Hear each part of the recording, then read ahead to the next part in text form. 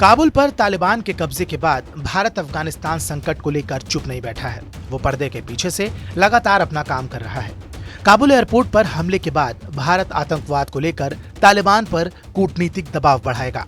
भारत अफगानिस्तान में बनने वाली इस नई सरकार के स्वरूप को लेकर भी विभिन्न देशों के संपर्क में है, जो चाहते हैं कि अगर वहां पर सरकार का समावेशी रूप नहीं होता है तो तालिबान को मान्यता नहीं दी जाएगी।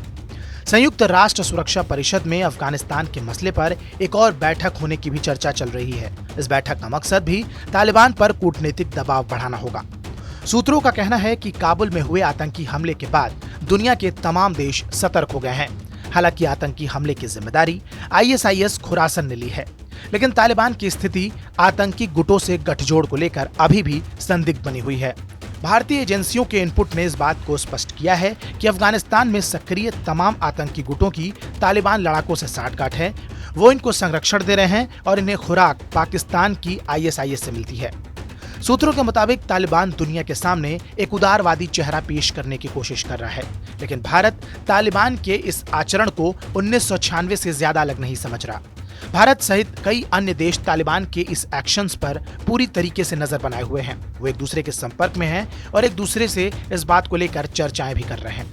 भारत की अमेरिका के अलावा रूस, Iran, Qatar, Tajikistan, Germany, Italy सहित कई देशों से बातचीत हुई है। ये देश अफगानिस्तान में किसी भी फैसले के लिए आपसी समन्वय पर जोर दे रहे हैं। साथ ही कुछ मुद्दों पर अलग राय के बावजूद आतंक के खिलाफ सबकी सहमति आम है।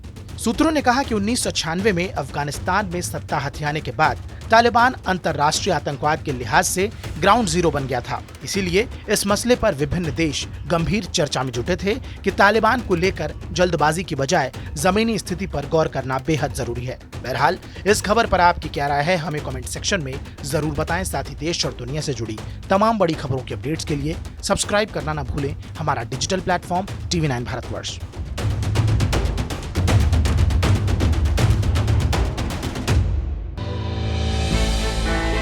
हमने की गलती फिर एक बार, कोरोना ने किया दोबारा प्रहार। मास्क, 2 गज दूरी, करें अपनी सुरक्षा पूरी। कोरोना टीका हम सबको लगाना है, मिलकर साथ समझदारी से कोरोना को हराना है।